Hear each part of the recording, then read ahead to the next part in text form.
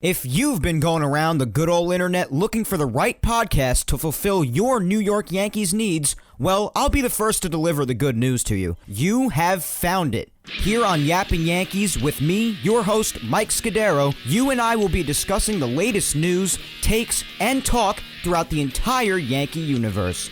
Oh, and there may be some ranting on my behalf. Yeah. Anyway, what do you say we get to it? Let's get to yapping!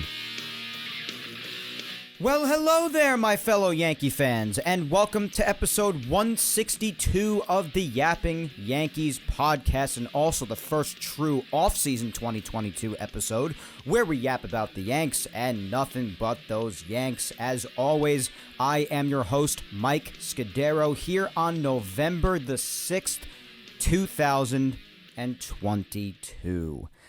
And like I said, yeah, it's the first official 2022 off-season episode of Yapping Yankees, guys. And I gotta tell you, aside from phenomenal weather here in New York of late, I'm not in the best of moods.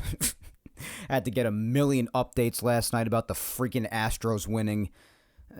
Whatever. I got even people telling me, oh, you got to be happy for Dusty and this and that. Listen, I'll be happy for Dusty later. Right now, I am not capable of feeling any sort of happiness for that organization. Call it being bitter or envious or jealous. Yeah, I guess I am, because I'd like my team to win a championship too. Is that so wrong?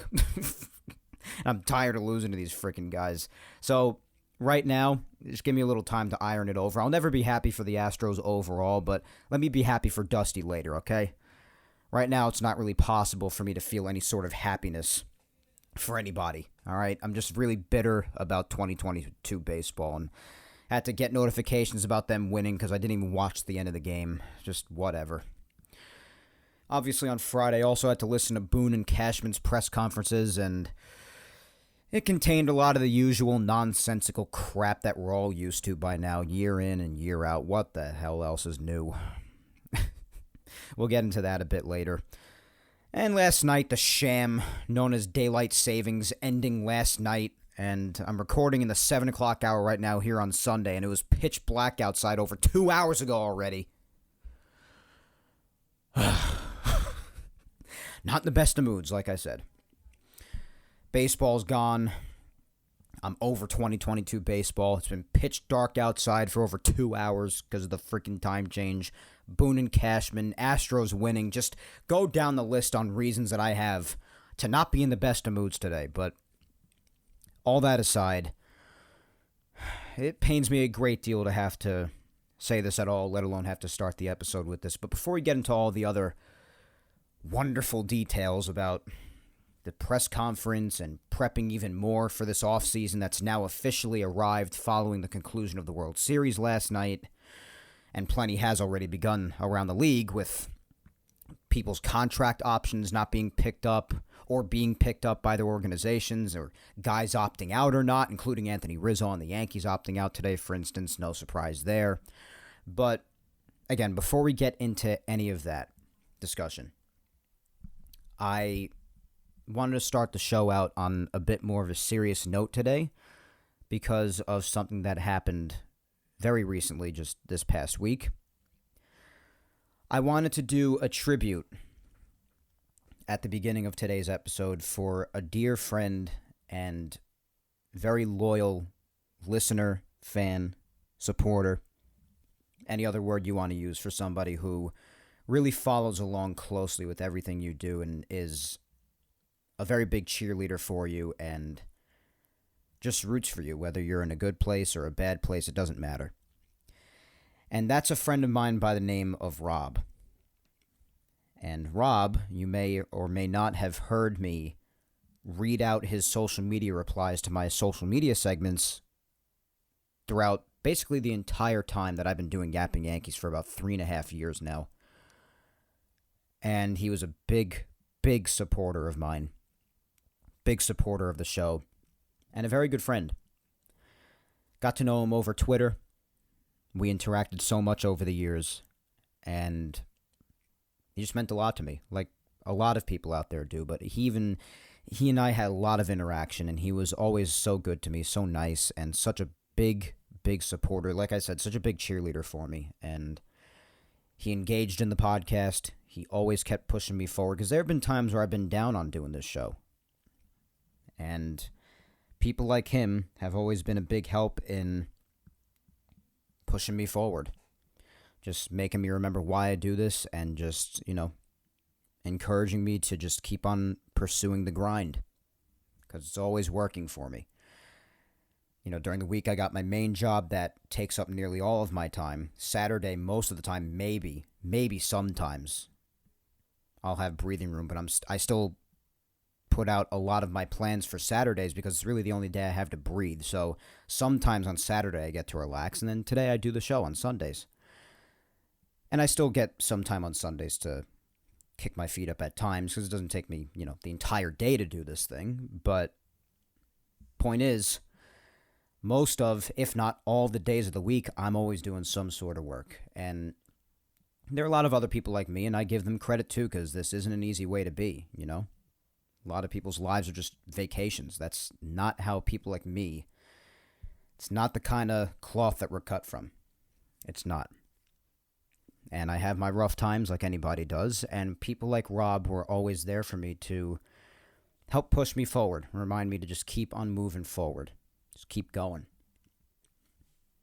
And this past week, after a long battle with cancer, my friend Rob has officially passed away, and he was only in his early 50s.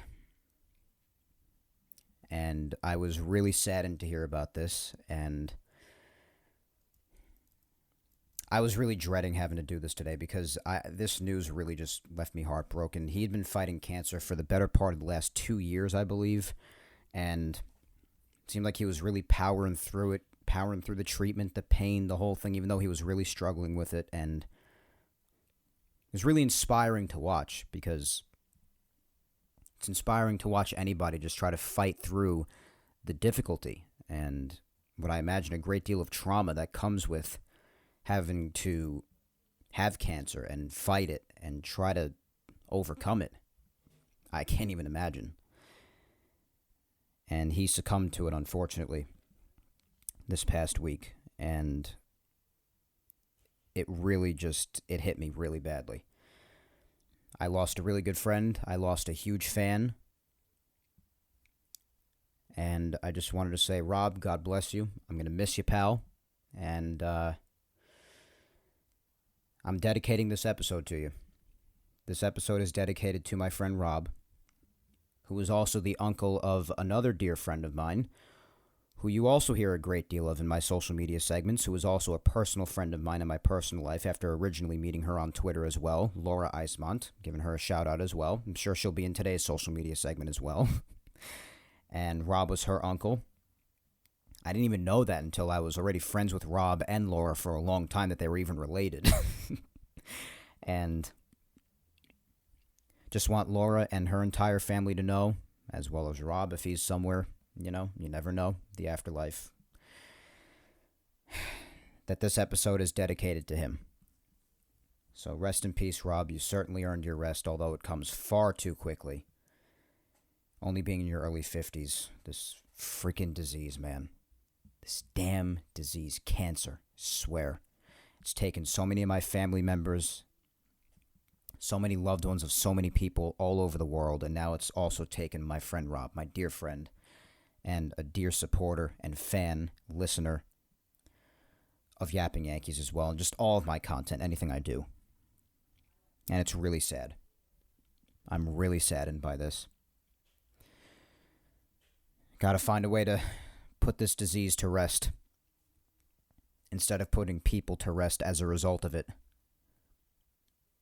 And all of them. Pancreatic cancer, lung cancer, stomach cancer, colon cancer, any cancer in reproductive organs for men or women. I don't care where it is. Brain cancer. Just gotta find a way to get rid of all of it. Horrible disease, man. Horrible. Taking people way too soon. And in excruciating fashion at that. The way you see certain people, the condition they're in the end. Oh my God, it's so terrible. So terrible. So Rob, rest in peace, my man. I'm going to miss you. A lot of people are going to miss you. My prayers go out to Rob's family, Laura, and everybody else. And I wanted to do this little tribute to Rob and dedicate this episode to him. Because that's what he deserves. And that's what he meant to me. Being such a big fan of mine and being a really good friend to me and lots of other people. And to those who are a big part of Yankees Twitter, you may already know Rob. And I'm planning on putting a big tweet up about him maybe tomorrow, on Monday perhaps. It's tough for me to even do this now because out of respect, I wanted to let some time pass for the family and everything, but I'm sure they'll be okay with this. So, rest in peace, buddy. We love you. We'll never forget you here on Yapping Yankees. Your friends and loved ones, of course, on a personal basis will never forget you. And we love you, man. And I hope you rest easy. Because God knows you've earned it after the way you fought.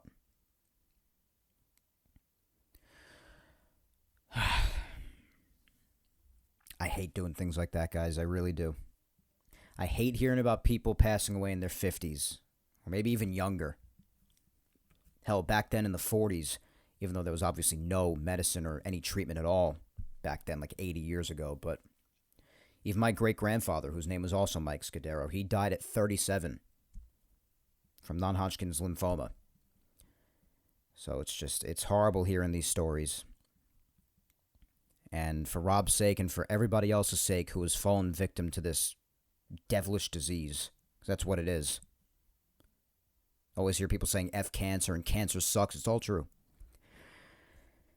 The best thing we could do for those who have had to succumb to it, and just for those still fighting it, even for the people who still haven't and are still fighting, is just find a way to just eradicate it altogether. So hopefully everybody out there prays for Rob and his entire family. Because from what I've met of them, they're very good people. And they certainly don't deserve this. Rob didn't deserve this. So we do still have a Yapping Yankees episode to do, though, today, my friends. And I'm sure that as much as anybody, Rob would want me to just move on right along and just get to it. So in honor of Rob, why don't we do that? So today, got a lot to talk about despite all the negative. Because last night, yeah, the Astros did win. Congrats, I guess. Whatever. Like I said earlier, whatever, man. Big credit to the Phillies. They were definitely the fairy tale story out of the National League this year. And like I've said, the National League has definitely had its share the last few years. It's definitely had its share of some really cool fairy tale stories out of there. Some really just out of nowhere random teams that you never would have expected in those respective seasons making it to the World Series, like the Phillies this year. The Braves last year. In 2019, the Nationals. 2016, the Cubs breaking their 108-year curse.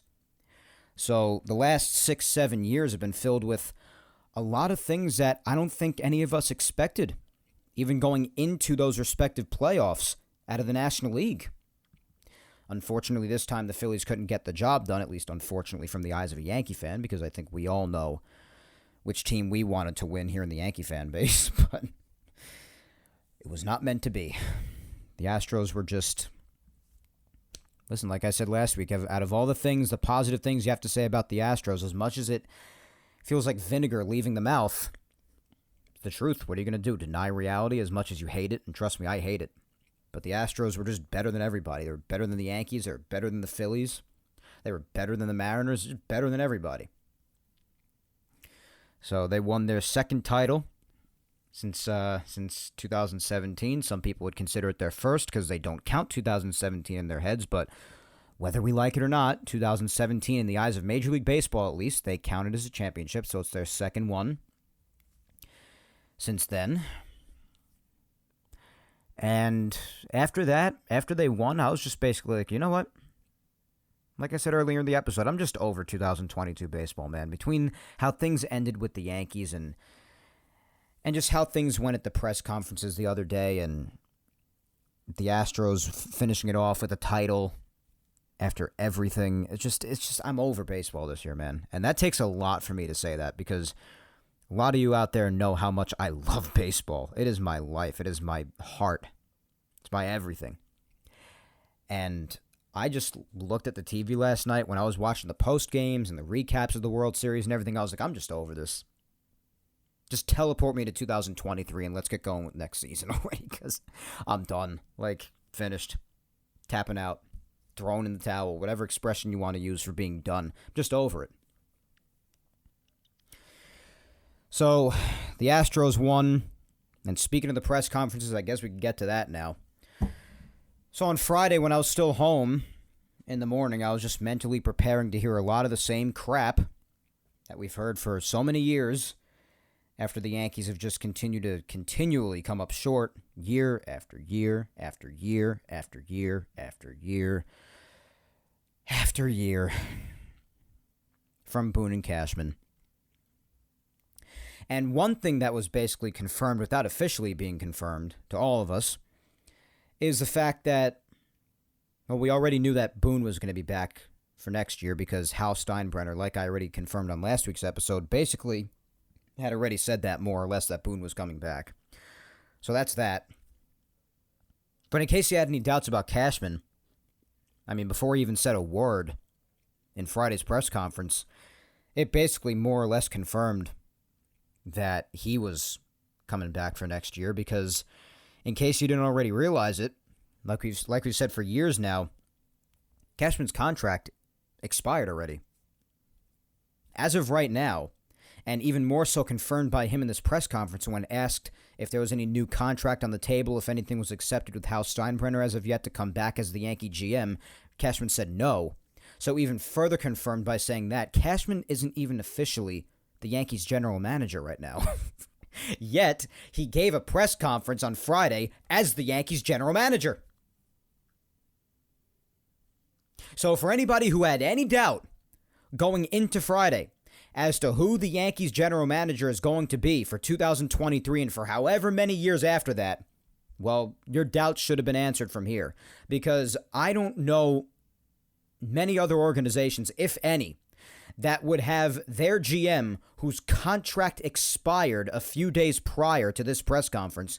I don't know really any other organization who would send that same guy out there to speak as if they were still the organization's general manager when officially, contractually, they are no longer that. It's bizarre.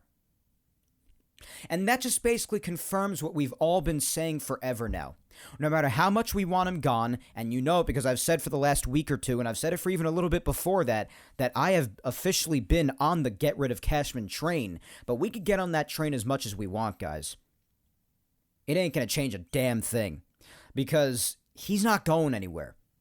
And despite me preaching that I want him gone, I have acknowledged the reality of it, knowing how much he means to the Yankees organization, the Steinbrenners. He's basically a Steinbrenner. They've even said that all over sports talk radio that Cashman might as well change his last name to Steinbrenner. He's basically a part of the family, and Hal Steinbrenner is perfectly content with giving him the keys to the castle. And Friday confirmed that even more so. He gave a press conference basically as the Yankees general manager when contractually he is no longer the Yankees general manager. So like we've all been saying, whether you want him gone or not, this man, especially after Friday, without it being officially confirmed, basically confirmed that he is going nowhere. So get used to seeing our boy Cashman around, and get ready to plunge your head through drywall if you're not okay with it, because he is going nowhere. He's sticking around. And it upsets me because, like I've said, I really do believe that this organization could use a new face and a fresh start. And enough of this process crap. And that's really what this press conference contained. As if any of us expected anything different. I mean, upon hearing it, it still aggravated most people like myself.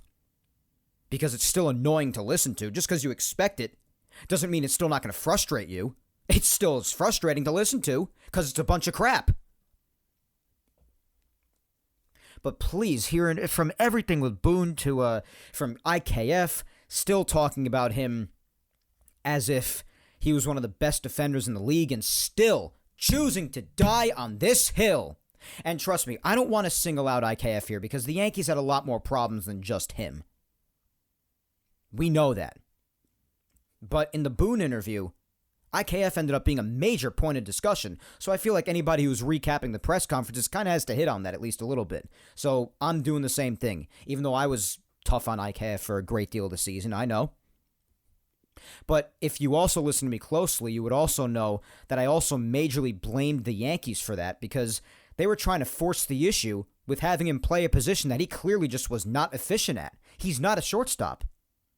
And yet they kept on forcing the issue until they literally had no choice at the end. And in about half of the playoff games, they didn't even play him at shortstop or play him at all. So they even kind of came to terms, if you want to put it in parentheses, came to terms with their mistake.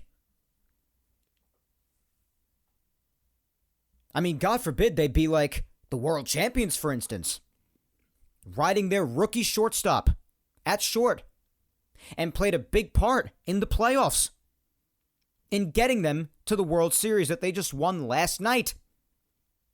God forbid the Yankees ride with their rookies and give them a shot. The Yankees, nah, you got to keep forcing the issue with IKF and having Donaldson down at third base, creating a logjam. That's what you got to do. That's what you have to do if you're the Yankees.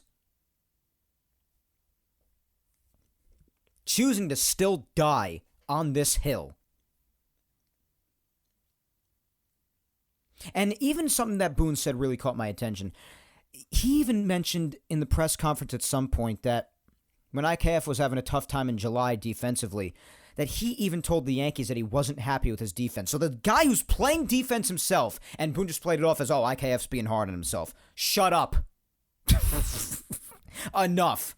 So the guy himself, who is the one playing shortstop, is going to the organization and saying that he's not happy with his defense. Yet they even get into his ear and basically tell him, it's all good, just keep on playing there. Keep on forcing the issue. That's their problem. The answers are right there, and they claim that they have the analytics, the numbers to support it. What analytics? The only stat that I saw that is somewhat respectable for IKF is his DRS, defensive runs saved. But made a ton of errors. You take a look at his OAA, outs above average.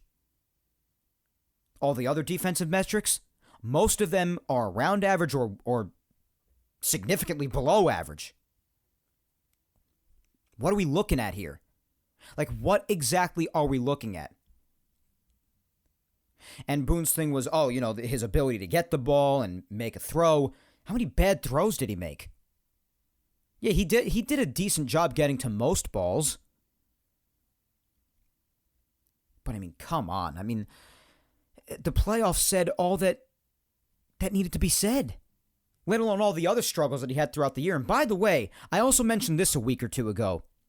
Don't forget all the times that the official scorers saved IKF from having more errors. There were plenty of times where there was a play at shortstop that was not made, and the official scorers gave whoever hit it, they gave him a hit and didn't give IKF the error. There were a lot of times with the official scorers, and if you watched every game like I do, you'll remember a lot of those instances, maybe not specifically, but you will remember that there were a lot of times that IKF was bailed out from being given an error.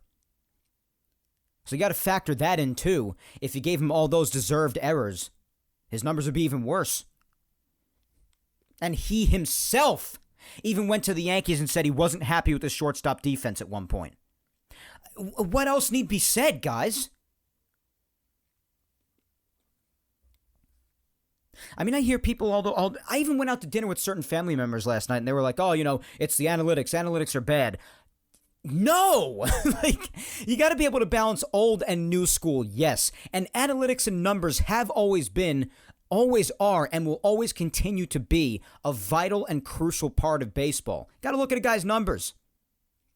And yes, numbers are probably more prevalent in baseball than any other sport, but they're also around in all other sports. You got to look at the numbers. You got to balance everything to try to get as clear a picture of the big picture as you possibly can.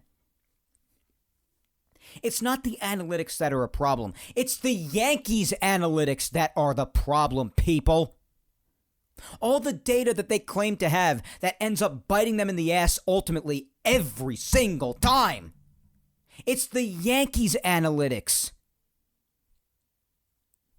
They are given and use bad information. That's their problem. And where does that come from? Well, the Yankees have a million different departments. Who the hell knows? Whether it comes from the people put in there by Cashman in the front office or what, which is part of the reason why I definitely think that the Yankees can afford to have a new face in the GM role. Maybe that'll change certain things with the analytics department and the information department or whatever the hell. But that's the Yankees' problem, guys. Information. The Yankees get and use bad information. It's not the information overall. It's just sitting there waiting to be consumed and utilized or not utilized. And all of the world champions, the past number of years, have been heavily analytical. They mention it all the time.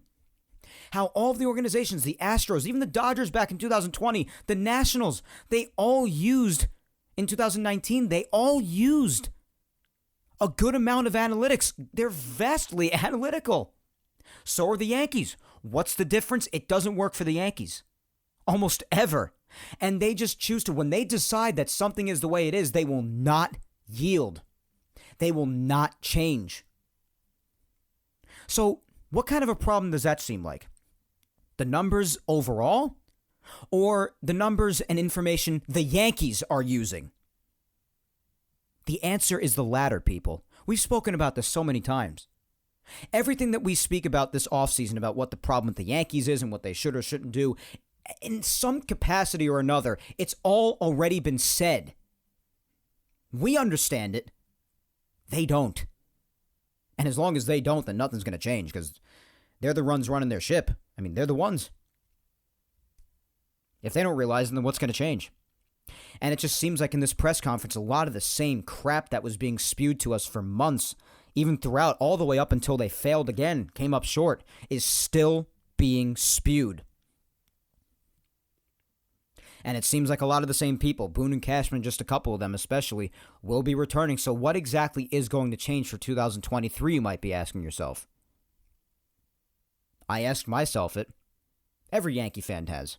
Every single one. And my answer is, unfortunately, I don't really think that much will change. And that's really upsetting to me. I want the Yankees to win as much as anybody, guys. But when the writing is on the wall, I mean, what can you say? And I'm kind of glad that the presser was happening. I even tweeted this, but I was kind of glad at the time that the presser was happening because, I mean, you might as well just continue to get all of the tone deafness, the denial of reality, and the lack of accountability as well, even more out in the open. Just get it out there. And I want to believe in 2023 as much as the next guy, like I just said. But those who do already believe and are really optimistic, and yes, I understand anything can happen until it actually happens. Yes, I understand. But I'm envious of the people who are just full throttle, ready to go for 2023 and optimistic that that Yankee team can actually win. I'm envious. But I mean, basically the feeling that I had after watching that press conference on Friday with both Boone and Cashman, I mean, the word that I used, the expression that I used to describe it was alarming at best. At best. It's nothing to be excited about whatsoever, what we heard in those pressers. I mean, there were some things that were said that gave me a little bit of hope. Like them not necessarily confirming that IKF would be the starting shortstop again next year, which I think would just expose how the Yankees are just, again, not serious about anything. They did give some sort of a hope that there would at least be competition there. And I also do understand that guys like Boone and even Cashman himself, before any moves are to officially happen, will just really comment on the active roster and who is still there. Like Donaldson, as much as we hate it, is still under contract for one more year. So even if they do end up doing something with him and making sure he's not here next year, they might still say as of now that he's going to be the starting third baseman because he's the one still here. They said the same thing when, like before Gio got traded for third base, asking him what the deal was going to be for third base. Said, oh, Gio. Before Voit got traded, oh, Voit's still going to be there. before much of anybody left. Even before they started to play Aaron Hicks much less. They're like, oh, Hicks is still playing a big part in this team. They even mentioned Hicks still playing a big part of it in this press conference on Friday after everything. Talk about, filling his role and, he's going to be out and, hopefully, he'll still play a big part next year. You friggin' kidding me? I mean, like I said, you expect these things, especially with guys still actively on the roster and under contract, but still, it doesn't make it any less irritating to listen to. So it's just tone deafness. Again, even them saying how much, Hal Steinbrenner cares about giving the Yankee fans a championship and putting a winning product out in the field for them. Don't give me that crap. Just spare me all of that. Hal Steinbrenner cares about one thing. And I'll give you a hint. It has to do with a dollar sign. And it's green. And it has a lot of founding fathers on the front of it. Give me a break. Just spare me all that. But hearing that, continuing to just die on the hill that IKF was a top defender at shortstop, and when asked about it, just stumbling over his words all the time, Boone and everybody, when asked about it, because there are no answers. There's no supporting that claim. Like I've said when it comes to Boone and other guys, especially Boone, because he's just a mouthpiece for the organization. I understand that. It's unfortunate, but that's the way that it is. I would actually be curious to see how Boone would do by himself without the influence of anybody, just going off of his own managerial instincts. But anyway, that's a conversation for another day that we've also had many times already. But I'm okay with and understand the notion that Boone and anybody else in the Yankees is not going to be throwing anybody else under any sort of bus. I understand that. But there is also such a thing as just thinking that people are stupid and thinking that they have any use for hearing what can just be described as blatant lies. Like all the claims from IKF or to anybody else on the team that you want to talk about. How much they, quote-unquote, value Aaron Hicks. Or how Donaldson has something else left to give with his bat, something else that was said on Friday that almost maybe just want to throw myself off the roof. These are just things that are blatant lies. And there are ways to not throw somebody under the bus, but also not just egregiously lie. You could just be more vague about it. Like all the time that mistakes are made in games that the Yankees just refuse to acknowledge it and instead just continue to talk about how fantastic the guy is, even if he's been bad. Like, you could just literally say that, yeah, we've had discussions about it and we're working on it. Like, something vague like that. Not throwing anybody under the bus, being very vague about it, but also not lying and saying, oh, yeah, it was a great try. It was a great play. He's still doing a great job overall. And no, nobody cares to hear that, and it's not true. Because, God forbid, you go against the process. That's the word that you keep on hearing from Cashman and everybody else around as high of a role as he's at. Even with the Yankees' information and analytics department, the process. Guys, I got news for you. The process is broken. It's been broken for a long time. And you could blame it on guys getting hurt all you want. Yeah, injuries might have played a role. A role, yes. Certain key guys missing in Benintendi and DJ. Yankees didn't have a leadoff hitter. A guy like Scott Efros out in the bullpen. Yeah, pretty big loss. Michael King's not out there. Yeah, really big loss. You have to go without him for months. But you're the Yankees and you got to figure it out. I know that's easier said than done, and some people may be like, oh, you just can't say that. Well, why not? You're the Yankees with all the resources that you have. With all of the great information that you claim to have. With all the people that you have down in the minors that you always talk up so much. And you want to talk up about how you know so much about the kids, yet you always seem to botch their development in some way or another. And then when you do call them up, just because of service time or whatever else you feel like manipulating, you don't even use them in the right way. Your process is broken.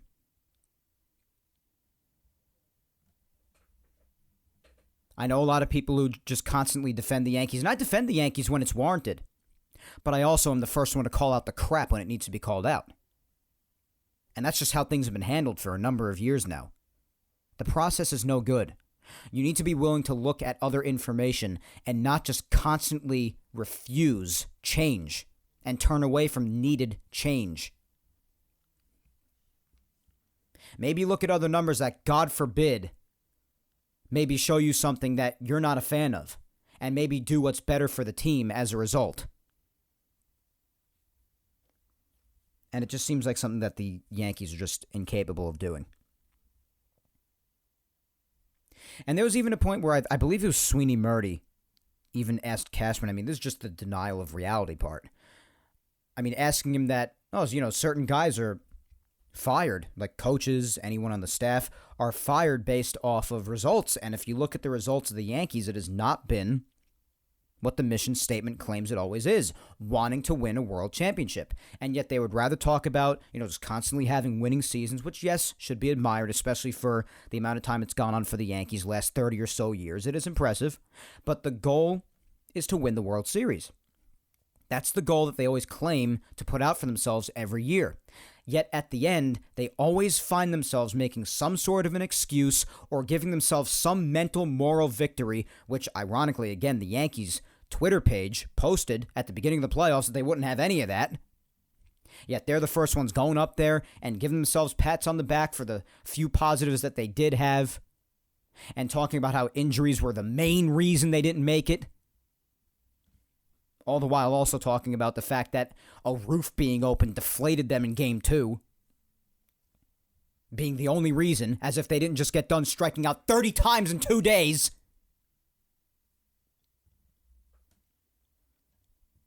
So much for that post, huh?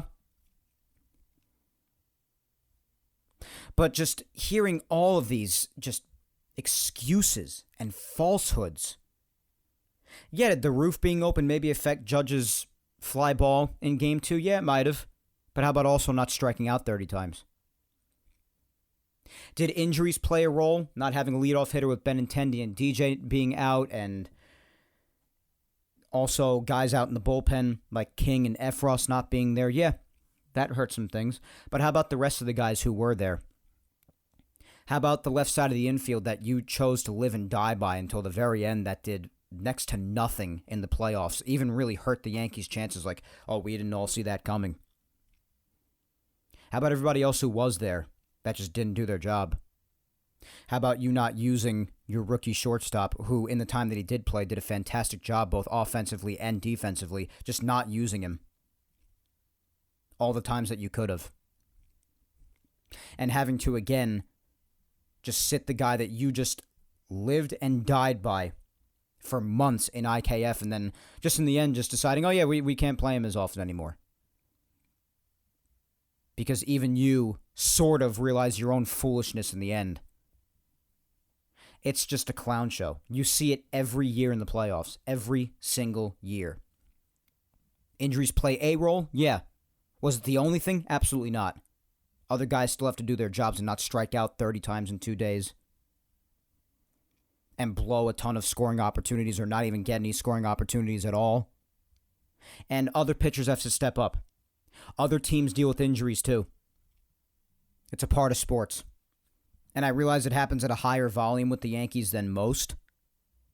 But other teams deal with it plenty too. And they still have to fight their way through it. It's a part of the game. Guys get hurt. So the press conference basically just had a bunch of frustrations boil back up to the surface. All the tone deafness with saying how much Steinbrenner wants to put a champion on the field and wants to give the fans a victory, and just choosing to die on the hills that are just completely false. And the lack of accountability. Cashman still going up there as arrogant as ever, as if his process has proven to work at all the last few years in accomplishing what they claim to want to accomplish in the championship. And just basically saying that injuries were the only reason that they didn't go all the way. I just don't have any use to listen to any of it. I really don't. And the denial of reality part, I believe this is a thought that I had before that I didn't really get through because I'm just going on a tangent here, of course, like any Yankee fan did after hearing that on Friday. But There was even one point where I believe it was Sweeney Murdy saying, coaches, anyone on staff usually get fired sometimes just based on results, even if it's at the beginning part of any season or anything like that. And Cashman, after hearing that, basically said, no, I don't think that's true. Like, dude, it happens all the time, not just in baseball, but in all sports. I mean, just because this organization refuses to accept change, that might help it. And just because it seems like job security in this organization's front office is just bulletproof, no matter what happens, doesn't mean that that's how other organizations do things, because that happens all the time. Coaches, managers, staff members, always fired based on results, oftentimes. I mean, it happened to the very manager that used to manage this team before Aaron Boone. This year, Joe Girardi with the Phillies didn't get off to the start they wanted. They fired him. Even if you don't watch basketball, I don't even watch it that much. If you want to cross sports, how about we go to the Brooklyn Nets? The Brooklyn Nets, with how badly they've started record-wise and their whole fiasco on the team and everything. With all the Kyrie Irving and KD nonsense, everything that's going on over there. The start they got off to, awful. They fired Steve Nash's ass. It always happens, Cash. Just because it doesn't happen to you doesn't mean that in general it's not true that that's how it goes down. It goes down like that plenty.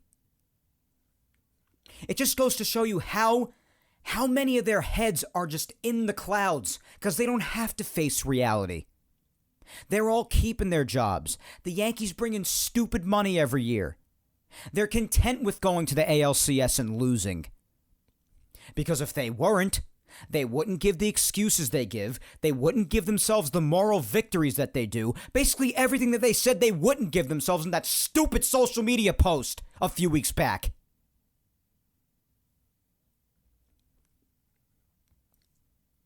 And I truly believe that as long as Cashman is around especially, that nothing's going to change. Yeah, they might have a good season again next year. But do I think they're going to win? Doubtful. Very doubtful. Even at the beginning of this season, especially after the commitment to IKF and Donaldson back in March, when this season was about to start, I had people asking me, what do you think the Yankees are going to do? I said, they'll finish towards the top of the division. I honestly didn't think they would finish in first. I thought they'd maybe finish in second again. But they finished in first, but I said they'll make the playoffs. But even if they go far in it, they're not going to win. And that's, I don't know, it's just, because it seems to be like it's something that we see year in, year out, guys. So how could you feel like anything's going to change when you just keep on mostly running back the same thing over and over again? And now they're at an even more pivotal point this offseason because Aaron Judge is a free agent. Like I said before, Anthony Rizzo opted out. So if you lose those two guys, you go, what the hell is going on here then? You got Benintendi as a free agent. You got the entire left side of your infield that needs to be reevaluated. Even some people talking about Gleyber Torres going, which even as I said last week, I would not be crushed if that happens, and I still stand by that. And if you lose guys like Judge and or Rizzo, then what are you going to compete for then? I mean, people will just take this organization even less seriously than they already do.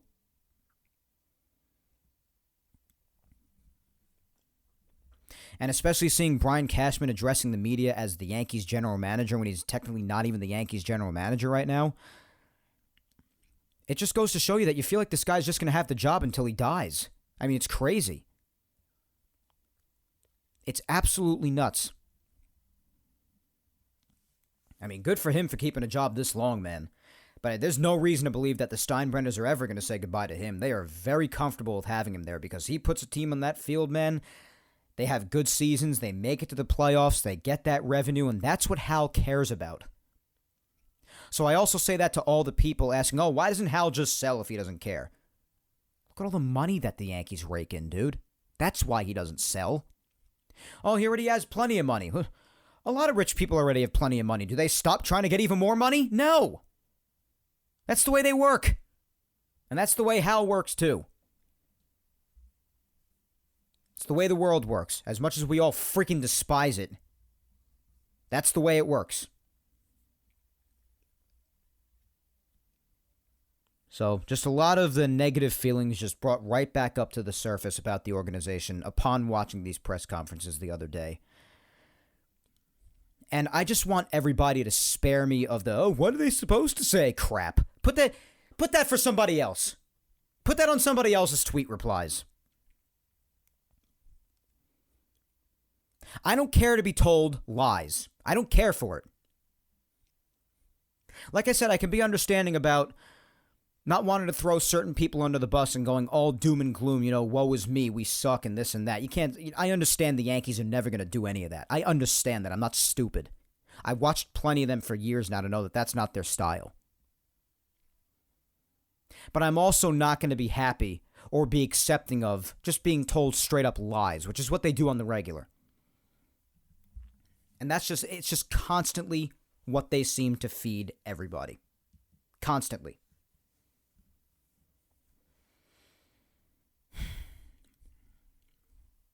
It's just a shame because this organization can really unlock its potential. They could use guys that need to be used and should be used in certain spots. And they could spend the money where it needs to be spent as opposed to spending it in areas that clearly are not going to work out, like Josh Donaldson, for instance. Like Aaron Hicks, for instance. And they could really afford to sack up and eat a lot of this money because they're the Yankees. And they could just about afford anything they want. Don't let anybody try to convince you of otherwise. But no, they'd rather stick by the information, the process, that IKF did a great job at shortstop, that Josh Donaldson still has plenty to give with the bat, that injuries are the only reason that they didn't accomplish their ultimate goal, that the roof was the reason for Game 2's loss. They can preach all of this stuff and all the other crap that they spew all that they want. But no matter how many times they say it, it will not become any more true than it already isn't.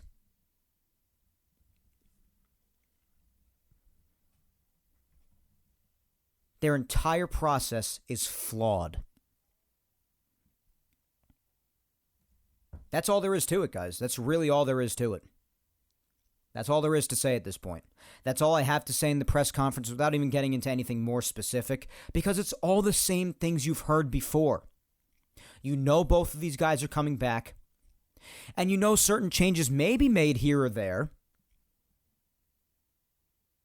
but with the mentality that continues to exist in this organization year in and year out that we've spoken about last year, the year before that, and this winter even, that we've already spoken about or even yet to speak about, you don't even really need to go in depth on it much more than that. In a lot of cases, that's just the way they feel, and it's not going to change. And they've made that more than clear. They're sticking to their guns. So the few bits of hope that I have to hang my hat on, really the main one that I recall, is the fact that they really didn't confirm that IKF was going to be the starting shortstop. They said that there could be some competition there. Well, if you want to do the right thing, here's what you do. Like I've said. If you want to talk about the infield, at least for now, here's what you do. You bring Anthony Rizzo back. Have him play first base. If Glaber goes, which as I said wouldn't bother me too much, throw service time manipulation out the window. Why don't you try, if he's not ready for shortstop yet, then fine. You have Oswald Peraza, who looks perfectly ready for it anyway. Why don't you have Peraza be your starting shortstop next year? Why don't you have Volpe be your second baseman? And if not Volpe, then you have at least Oswaldo Cabrera start the year at second base maybe. Have them man the middle until Volpe's ready. And then when DJ's back healthy, have DJ be the third baseman. Find a way to dump off Donaldson, whether it means eating all of or most of his money for the last year of his deal. Let IKF go if you're not going to bring him back as utility. Which, again, like I said last week, I'd be fine with him being a utility guy, but I don't want him being a starter on this team. And have that be your infield. DJ at third base, Peraza at short, and Volpe and or Cabrera being your second baseman to start the year at least. If you want to have Volpe be down in the minors to start the year at least in 2023, fine. If you must do it, fine. But I believe in just calling the kid up and letting him succeed and or struggle and find his way around because the kid killed it in AAA. So see where he's at, play him a crap ton in spring training. And even if you don't want to start the year with him, fine, put Cabrera there for a while. That's his specialty anyway, the infield. Stop playing guys vastly out of position. That's another habit this organization has gotten into the last bunch of years that they need to break out of. Put guys in the positions they specialize in. And yeah, Cabrera had his fair share of good moments in the outfield for sure, especially for someone who really didn't even play it at all prior. But let's just get rid of that habit. From what I'm told, Volpe primarily specializes in shortstop and second base. So if you got to try him out second base for a while, then you do that. Have DJ be your third baseman, keep Rizzo for first. There you go. Not a guarantee that it would work, of course. But would you rather have IKF starting out there again at shortstop? In his quote-unquote placeholder role, even though Peraza looks ready. Even though Cabrera is a young stud who seems ready. Even though Volpe seems to be right on the cusp of being ready. You'd rather him trot out there to start at shortstop every single day, Donaldson be to his right over at third base again? Just because he's got a good glove? Well, the Yankees will also tell you that he's got a lot left to give with the bat, too, and they have no idea why he just died offensively this year. No idea. And it is kind of baffling because in 2021, he didn't have a bad season. But the fact of the matter is, he's not getting any younger. Declines can happen at any point when you're Josh Donaldson's age, and it's foolish to be surprised by it when it does happen. Maybe this just happened to be the year where his decline truly begins. So, that's all I have to say. But as long as they want to stick to their process, then expect a lot of the same thing, guys. That's my point. But regardless, process or not, the Yankees have their work cut out for them here. Because as of today, the World Series just ended yesterday, and like I said earlier, the action has already begun. It's already started. Because organizations are choosing to or not to pick up options on certain players. Guys are choosing to opt out or not opt out of their contracts that have opt-outs. Anthony Rizzo being one of them. So Anthony Rizzo, along with multiple others on the Yankees, are officially free agents now. This list consists of Rizzo, Judge, Benintendi, Zach Britton, Matt Carpenter, Miguel Castro, Aroldis Chapman, Marwin Gonzalez, Chad Green, and Jameson Taillon. Now, Taillon seems as if he's going to go. I don't know for sure, but I don't think it's nearly 100% that he's back with the Yankees. Chad Green, I'm not sure what they want to do with him because he's been off for a couple of years now, been majorly hurt. He just had Tommy John surgery this past year. So he's a big question mark, Chad Green. I wouldn't be traumatized if they let him walk. I wouldn't be. I know some people want him back, see what he's got after Tommy John surgery. If he could be just a revitalized arm and be a big help out in the bullpen, who knows? Marwin Gonzalez, let him go. Aroldis Chapman, don't even have to say anything. Miguel Castro, you let him go.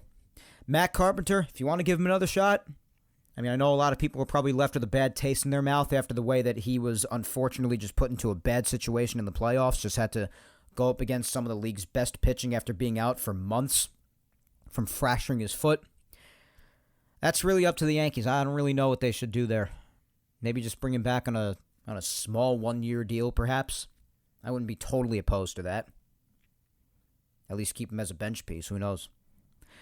And you could run into him being activated into God mode again eventually. Who knows? Zach Britton, let him go. Benintendi, as I've expressed, is someone that I would like to bring back. So I would try to bring Andrew back. And Aaron Judge, of course, I'm a part of the signed Judge train, of course. So maybe 3 guys, maybe 4 on that entire list of free agents that I would even consider bringing back. So that's just me personally. Really quick Yankee news before we move on any further as well.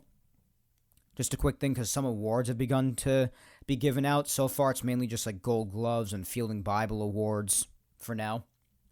But as far as Gold Gloves are concerned, a couple of Yankees did win. DJ LeMahieu won the Gold Glove for utility, which is a brand new category that came out, winning the Gold Glove for a utility player because DJ played second, of course. He played a lot of third base. And he did miss a great deal of the season, especially towards the end, with injury, the one with his toe. But he still did do a terrific job with fielding, of course. And this past year, you may even remember down at third base, even though it's not his primary position, second base is, but he did a significantly better job at third base this year. And of course, he did a great job at his own position whenever he played there as well. But at third base, which was a doubtful position for him whenever the Yankees made him play there in 2021, he really must have practiced hard prior to this year for third base because whenever they had him play there in 2022, he was like a new fielder there. Did a terrific job. So, well-deserved for DJ. I'm glad he got the utility Gold Glove. Good for him. It was his 4th career Gold Glove. And Jose Trevino at catcher won a Gold Glove. It was his 1st career Gold Glove, so congratulations to him. Certainly a magnificent defender, so I definitely think he deserves that. Good for Trevino. And he also, Trevino did, won the Fielding Bible Award a couple of years ago or so, by the way, in case I didn't mention that already. So Trevino getting all of the fielding awards at catcher that he deserves, for sure. So that was some award news that came out of late, particularly with Gold Gloves, and now after the conclusion of the World Series. As we know, other awards will continue to be given out in the coming weeks, including the MVP award, and I'm definitely sure a lot of people will be hovering over that mostly between Judge and Ohtani, even though we all know who the winner should be. So I'll be continuing to give out that award news as well as the season goes along. So I think that was definitely long enough of an intro, don't you think? I knew I had more time with that, especially because there's no recapping anymore because Yankees are not playing anymore. It's the off-season time, guys. And as typical of any other off-season episode, the only thing left that we have to do today is a social media segment, which will be pretty quick because it's just a Q&A, and I'm only going to answer a few of them because I don't want this episode to go on too long. It is just an off-season episode. But before we even get to that, I do have one more quick announcement that I would like to make about Yapping Yankees for this winter. So, going forward, as you know, in winters prior, been doing this show for 3.5 years now. In 2023, in May or June, it'll be 4 years that I'm doing this show, and I've covered every season from May of 2019, virtually all of 2019, nearly all of it, all the way to now. And every year until now, I have still popped out an episode basically every single week, with the exception of a couple of weeks in the off-season, as I do during the regular season. That's going to change this winter. Not only because of the job that I have taking up so much of my time during the week that really made things difficult with doing this show all year long this year since I got the job back in March when I was promoted to run my entire radio station that I still run now 8 months after my promotion. And I somehow was able to still pop out an episode nearly every single week this past season, which I'm glad I did. I'm glad that it didn't interfere with Yapping Yankees to the point where I just couldn't do the show anymore. I just powered through it.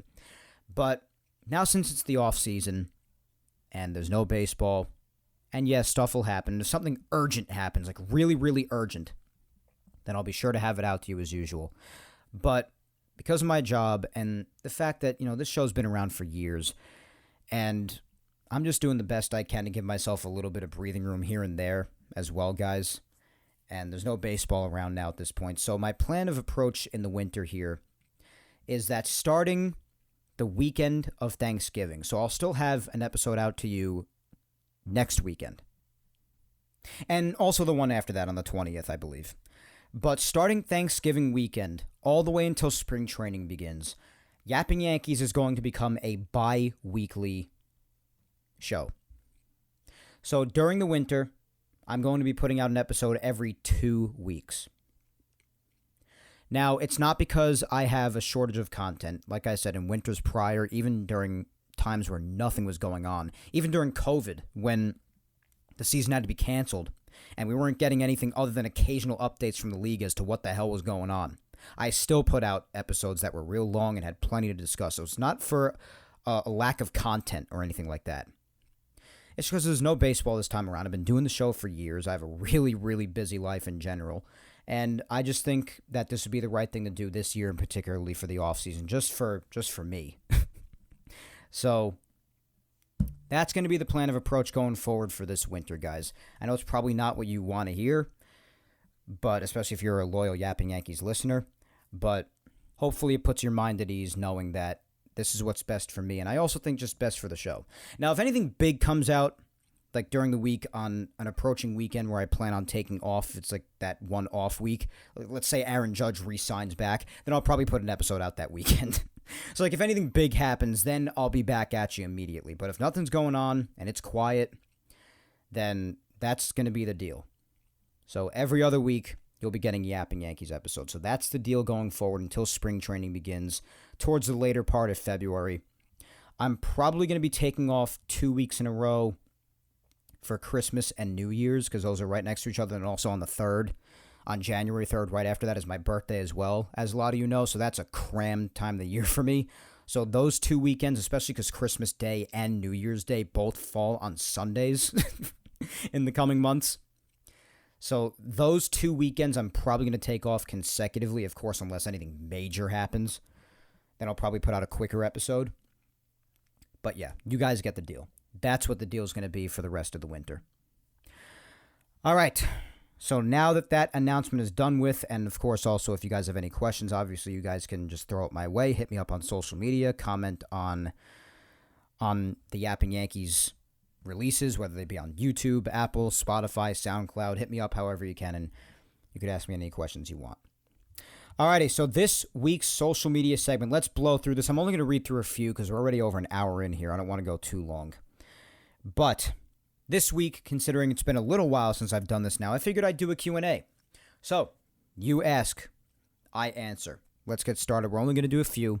First up, we've got @Brian_TGP asking, do you believe the Yankees will be able to unload Hicks and Donaldson? The 3 years left on Aaron Hicks's deal and Josh being $25 million next year seem like big hurdles. Will they be able to? I mean, the Yankees can be able to do anything they want. They could unload them if they want. They could, like I've said, they could eat all of or most of both of those contracts and find a way to package them off or just cut them if they're to eat their entire contracts. But will they do that? Probably not. So, will they? Probably not. Could they? Yeah, they could. Is it the right thing to do? Yeah, in both cases, that's definitely the right thing to do. You're dropping two vital pieces of dead weight because that's what they are for the Yankees. They're dead weight.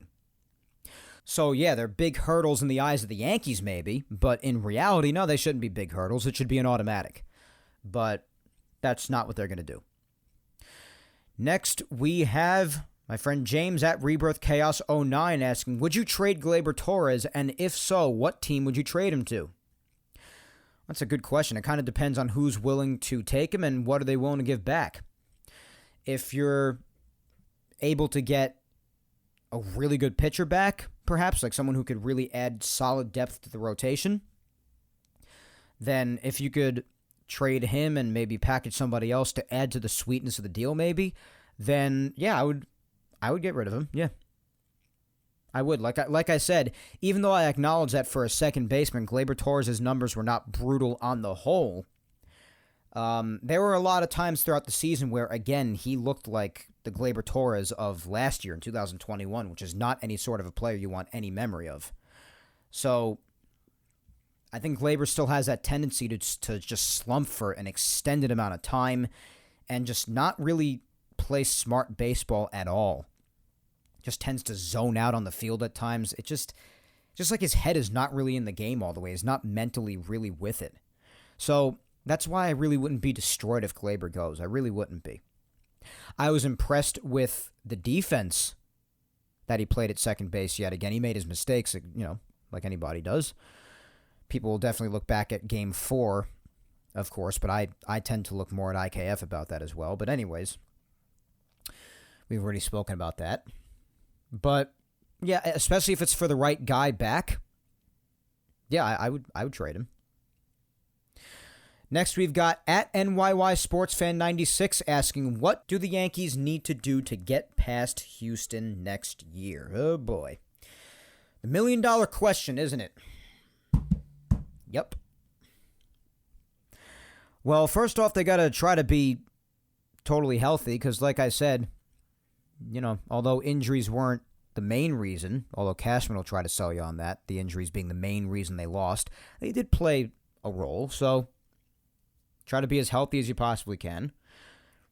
Maybe actually play guys who will give the team the best chance to win, i.e. not Donaldson, Hicks, IKF. And yeah, certain guys played because certain guys were hurt.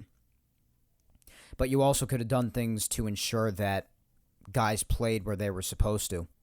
Like they still didn't have to play Aaron Hicks the way they did. They could have played Oswald Peraza more. And that was just part of the Yankees' stubbornness. They didn't put the best possible product out on the field. And they used injuries as an excuse for all of them, even though maybe they could be used as an excuse for some of them, maybe. But you're still the Yankees. Figure it the hell out. So, yeah, try to give yourself the best chance possible to win by playing guys who should be playing and where they should be playing as well.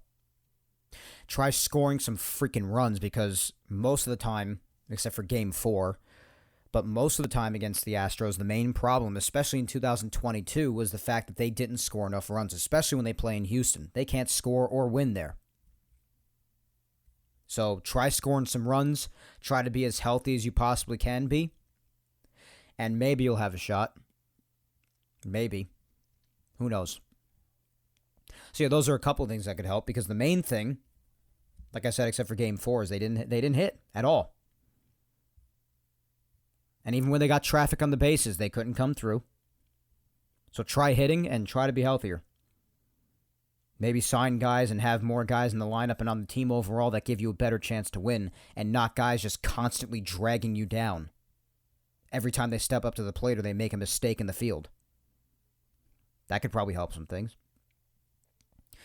Next, we've got Rebecca at Peace Now for Life asking, hi, Mike, what do you think happens with shortstop next year? Will it be IKF, one of the kids, or will they sign or trade for a shortstop? I honestly don't know. And the Yankees didn't really give us much to work off of. Basically just said, there'll probably be some competition there. But they seem to, still love IKF guys. So who the hell knows? Who really knows? If they bring IKF back to be the starting shortstop for even a chunk of the year, then they're just not serious. They're not. Because IKF is not a shortstop. He's a better third baseman. If you want to put him anywhere, you put him at third base. I wouldn't put him anywhere beyond utility. And if you need someone to man third base for a day, I'd put IKF at third base. I don't have him touching shortstop anymore. He just can't play there. Doesn't have terrific range, and he doesn't have the arm for it. So, I think it should be one of the kids. I don't know what the Yankees are going to do. I mean, I could see them forcing IKF back. I mean, they haven't even officially brought him back yet. He's still under arbitration for this coming year, and then he's an unrestricted free agent in 2024. So, I don't know their plans for IKF as of now. I would not have him in any other capacity other than utility, as you know. But I would have the kids. I know a lot of people out there want them to bring in a Trey Turner, for instance, especially because he's around now. I definitely would not be opposed to bringing in a Trey Turner, of course, especially after watching them pass up on all the big-time shortstops last winter, and one of the reasons being given for that was because, they probably have it in the back of their minds of having to pay Judge. So, we'll see if they even pay Judge now. I still think Judge will be back, personally. But if they don't pay Judge, then it gives them even less of a leg to stand on as far as reasons for not bringing in a big-time shortstop last winter. So things just continuing to pile on top of each other. So I think it should be one of the kids. I don't know what the hell they're going to do. It's a good question. It better be one of the kids. I want Peraza, if they don't trade him at some point, package him somewhere. I would really like Peraza, if he's still around come spring training, to get a fair shot there. I really would like that. At Laura_Icemont. There's Laura. Laura asks, hypothetically, who should be the Yankees' third baseman next year? IKF or Donaldson? C, none of the above. I think it would be best if DJ gets a lot of looks there, and you have Peraza at shortstop and Cabrera or Volpe at second base. Just use the kids. Use them. That's just how I feel at this point. I mean, a lot of people may not feel safe in doing that, but that's just how I feel. All right, let's just do a couple more. Up next is my friend Spencer at Musician DMD. And Spencer says, how do you feel about the New York Yankees now sharing the distinction of being the only teams to toss World Series no-hitters? I don't like sharing that distinction. I see it as another jab by Houston on top of their humiliating sweep, especially because it was a combined no-hitter. To me, combined no-hitters cheapen the prestige of pitching a true no-hitter. It doesn't compare to one pitcher securing 27 outs without giving up a hit. The Astros' accomplishment will never supersede what Larson did, but it's disheartening it has any share of the distinction. Yeah, it's pretty bothersome, I guess. But, I mean, you could partially blame the Yankees for even having them have an opportunity at such a sharing of that distinction, because the Yankees could have just taken care of business and beaten Houston in the ALCS, but no, they can't beat them if their lives depended on it. So, yeah, I mean, listen, it's no doubt that it's not as special as Larson, because Larson was a perfect game. And a combined no-hitter, I mean, some people argue that a combined no-hitter is even harder than a regular no-hitter for a pitcher, because at least for a regular pitcher, you know, it's the same guy and they get to go through the whole game, and you have to rely on multiple arms to continue that going in a combined no-hitter. But also the guys coming out of the bullpen are also fresh arms and new looks for the batters. It also is very hard for the same pitcher to do it because, you know, the lineup goes around and around and around and they get more looks at them, which gives the hitter more of an opportunity to see more pitches and eventually break through against the pitcher. So, yeah, combined no-hitter to me is, of course, the least special out of a perfect game, a true no-hitter of just one pitcher doing it, and then a combined no-hitter. A combined no-hitter is still impressive because, again, those guys coming out of the bullpen still need to carry it along and have their stuff and get the outs and not allow a hit. So it is impressive in its own right, but the least impressive of the three. And I'm not saying that because I don't like the Astros. I've always said that, regardless of who it is. I'd say that if the Yankees did it. I don't care. So, yeah, I mean, listen, if they want to say that it's as special as Don Larson, then let them say it. It's not true because Larson was a perfect game. A perfect game is better than a no-hitter because no-hitter, you know, you're at least allowing walks or make an error or something.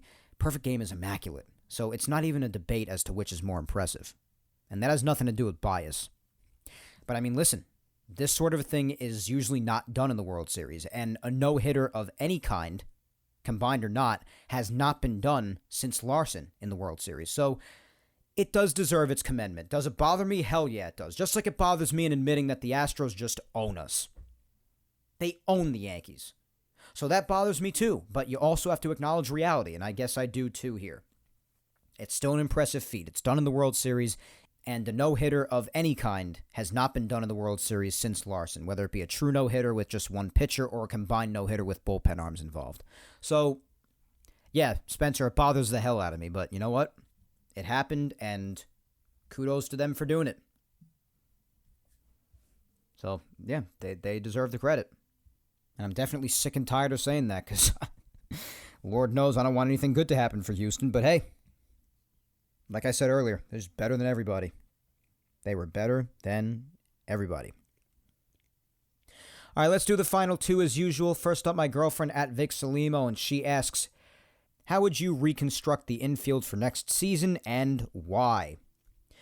Well, as I've said, I would just dump off Donaldson any way you can, whether it be eating most of or all of his contract and just finding a way to package him off, or if you're going to eat all the money, just cut him. I mean, really. And You can't have IKF as the starting everyday guy. So if you don't let him go and you only have him as utility, fine. But the starting infield has got to be DJ at third base, especially because he proved that he could play the position really well this past year. You put Peraza at shortstop if you don't package him off. Because again, if these things happen this winter, then this puts all that to bed. You have to figure out something else for shortstop. But as of right now, where we stand on November 6th, DJ at third, Peraza at short, and Cabrera at least to start the season at second base, I guess, Oswaldo Cabrera. But if you don't care for manipulating Volpe's service time, and if you deem that he's ready after he continues to kill it in AAA and does a great job in spring training even maybe, then Volpe at second base, and you bring Rizzo back for first base. So basically everything from the way it started last year in 2022 in the infield, basically every position except for first base is changing. If it were my team, that's how it would change. Every position except for first base would be different. I'm bringing Rizzo back because he's a lefty. He's a big-time power guy. Nothing even needs to be said about his fielding. We know how valuable that is. And we know how invaluable he is as far as his clubhouse presence and his leadership with the team, being a former world champion himself, knowing what it takes to win. And how great did he do in the playoffs this past postseason in 2022, even though none of us want to think about it because of the way it ended and the way it went overall. But I would say the two best hitters in the playoffs were Bader and Rizzo. So what does that tell you? It tells you that they should bring Rizzo back. That's what it tells you. That's what it tells me, at least. Lefty bat in the lineup provides balance. What reason is there not to bring him back? Yeah, so from left to right, DJ, Peraza, Cabrera / Volpe, I guess, and Rizzo. That's my infield. All right, last but certainly not least, as usual, my mom, Julia Gina Scudero, she asks, why do you think Hal Steinbrenner wants to hold on to the Yankee team, given he doesn't seem to care about how well they can do in winning a championship? I wish he would sell. He's a horrible owner with making miserable decisions. I fear Judge will leave us because of it. I can't stand Cashman. I would use different words, but can't on this podcast. I feel hopeless. Also, do you think Judge, even if paid the salary he wants by the Yankees, do you fear, as I do, the fact that Aaron wants to be on a team that has the best chance of winning the World Series and the Yankees may not be that? Would he end up leaving? All right, well, like I said before, I already kind of answered that with my Hal Steinbrenner sentiments from earlier, saying that he's staying around because of the revenue still being brought in. From all avenues, from people buying merch, from TV deals, from people going to the games, the Yankees having successful regular seasons and going to the playoffs, no matter how early it is they get eliminated or late it is that they get eliminated. And he's content with that because the money continues to pour in for the $7 billion worth Yankee organization. That's why he sticks around. And Cashman is so trusted amongst him and all the people around him that he's given the keys to the castle. This is Brian Cashman's organization, which is why I feel that as long as he is there, we're not going to see any needed changes made with this process that they're so adamant in following to the T. So that's why Hal doesn't leave. He has no reason to. Still making a crap ton of money as the Yankee owner, so why would he leave? And with Judge, well, listen, you know that I think he's going to be back, so it's kind of moot to even talk about it, as far as I'm concerned, at least. But, yeah, I can't imagine that Judge is satisfied with the continual coming up short annually every year at the Yankees. I can't imagine he's happy about that, because this is a guy who says he just wants to win, and even amidst his home run chase, he said, if I get it, great. If not, then whatever, as long as we win. He just cares about winning. So, who knows? I mean, there's a chance he could leave. There's a chance. I'm not saying there's no chance. I just think that ultimately, no matter how long this will go on, no matter how torturous it gets, and it probably will get both of those things, I do think ultimately he'll find his way back. But if the Yankees lowball him, which they could do, because their priorities aren't exactly straight, they'll give Josh Donaldson $25 million, but they might lowball Judge. Who knows? They tend to spend in areas where you really shouldn't spend. And that's really the Yankees' problem. Not the fact that they could afford to have as even bigger a payroll than they already have because of the Yankees. They could do whatever they want financially. Don't listen to any of the crap about being financially responsible and all that crap. Don't feed into it. Don't. I mean, everybody has to be financially responsible, but just, it's the Yankees. Just don't let them fool you with any of that. Just don't. It's all crap. But another big part of the problem is being given the amount of money that Cashman is given to spend and just not spending it in the right areas. Spending it on guys like Jacoby Ellsbury in the past, for instance. Giving Josh Donaldson $25 million, being willing to take on that contract of his that Minnesota had. All the way going back to his MVP days with the Blue Jays. And giving relievers monster contracts. It's a bunch of instances of just irresponsible spending. So, who knows if that irresponsible spending and their unwillingness to just get rid of it by eating a chunk of it or all of it will affect what they offer Judge.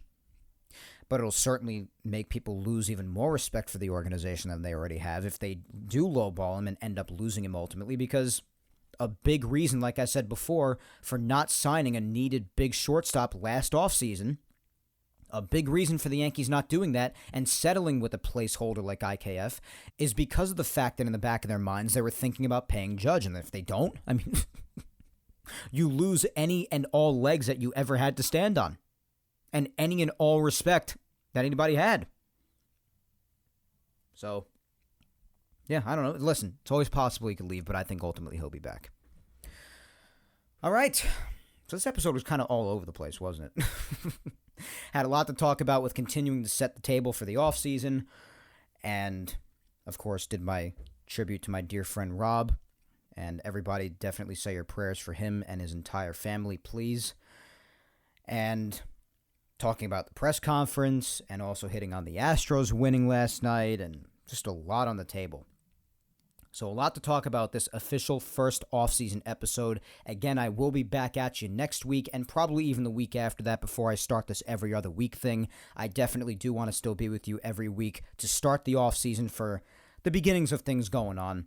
We'll see what continues to happen in people talking about Aaron Judge constantly, with Anthony Rizzo as well since he's opted out.